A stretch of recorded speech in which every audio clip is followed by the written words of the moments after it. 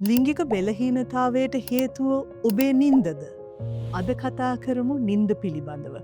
ගොඩක් දෙනෙක් අන්ඩෙස්ටිමේට් කරන අවතක්සේරු කරන දෙයක් තමා නින්දයි ලිංගික සම්බන්ධතායි අතර තියෙන සම්බන්ධය පිළිබඳව. ඔබට ලිංගික බෙලහීනතාවයක් තියෙන්න පුළුවන්. නැත්තං ලිබීඩෝ එක ලිංගික ආසාාවය අඩුවක් වෙලා තියෙන්න පුළුවන්. ඔබ හිතන්න පුළුවන් මේ මගේ ටෙස්ටෙස්ට්‍රෝන් හෝමනය අඩු හන්දා මං වයසට යන හන්දා නැත්තං ආතතිය ස්ට්‍රෙස් එක හන්ද කියලා.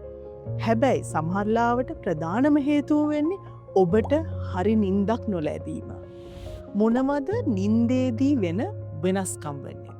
අපි මේක බයෝ සයිකෝ සෝෂල් මොඩල් එකට දාලා කතා කරෝති.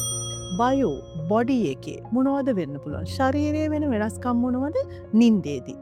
වෛද්‍ය විද්‍යාව අනුව අපි කියනවා ඇගේ හෝමෝන ශ්‍රාවය වෙන එක යථා තත්ත්වයට පත්වන්නේ නින්දේදි කියලා.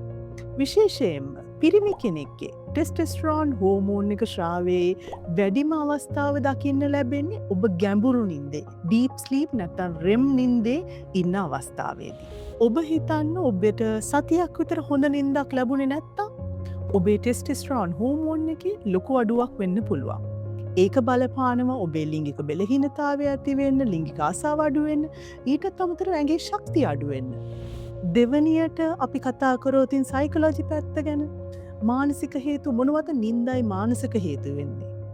ඔබට හරි නින්දක් නැත්තම් ඔබට ආතතිය වැඩිවෙන්න පුළුවන් බය ඇන්සයිටි වැඩිවෙන්න පුළුවන් එතකොට මොකක්ද වෙන්නේ ලෝ ලිබීඩෝ ලිංගික ආසාාවේ අඩුවීමක් වෙන්න පුළුවන්.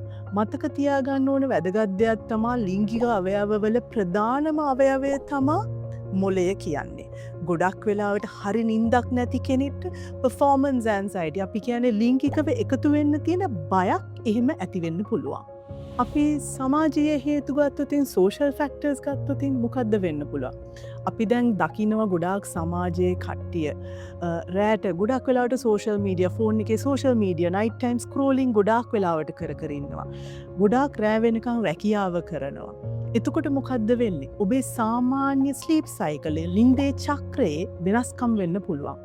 එතකොට හෝමෝන් ශ්‍රාවය අඩුවෙන්න පුළුවන් ඔබේ ඇගේ එනර්ජි ශක්තිය අඩුවෙන්න පුළුවන් ගොඩක් වෙලාවට එතකොට තමාගේ සැමියා බිරිඳ සමඟ ලිංගිකව එකතුවෙන්න ඔහුට තියෙන අකමැත්තක් නෙමේ ඔබට ඇගේ ශක්තිය අඩුවීම හන්දම ලිංගික එකතුවෙන් නැතුවන්න පුළුවන්. එතකොට ඔබ ඔබේ සැමියා බිරිඳ සමඟ එකතුවෙන් ඇතිවෙන්න ඉන්ටිමසියක අඩුවෙන්න හේතුවෙන්නේ ඔහු කෙරෙහිෝ ඇය කෙරෙහි තියෙන අකමැත්ත නෙමේ ඔබේ ඇගේ එනර්ජි ශක්තිය අඩුවීම නිසයි.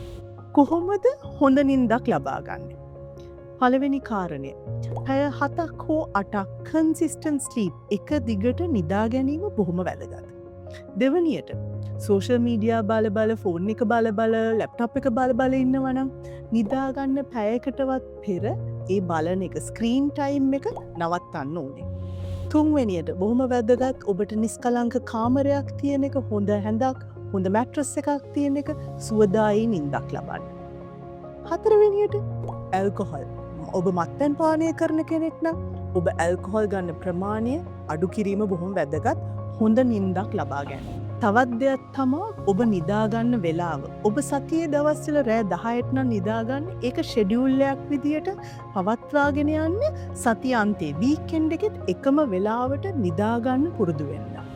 තවත් දෙයක් තමා ඔබ නින්දේදී ගොරවන පුද්ගලයෙක් නම් නැත්තං ඔබ දීර්ඝ නින්දකට පස්සෙත් ඔබට බොහොම මහන්සියක් ටයර්ඩ්නස් එකක් දැනෙන කෙනෙක් නම් සමහර විට ඔබට ස්ලීප් ඇප්නියා වගේ ස්ලීපින් ඩිසෝඩර් එකක් තියෙන්න පුළුවන්. ස්ලීප් ඇප්නියා තියෙන ගොඩ දෙනෙක්ට ලිංගික බෙලහීනතාවය තියෙන්න පුළුවන්.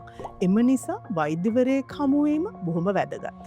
අවසාන වශයෙන් කියන්න ඕනේ ඔබට ලිංගික අක්‍රමතා තියෙනවා නම් බේත් බොන්න සප්ලිමන්ට් ගන්නවට ඉස්සෙල්ලා ඔබම ඔබෙන් ප්‍රශ්න කරලා බලන්න මම හොඳ නින්දක් ලබන කෙනෙක්ද කියලා. සමහර වෙලාවට ඔබට තියෙන හොඳම ප්‍රතිකාරය හොඳ නින්දක් විය හැකියි.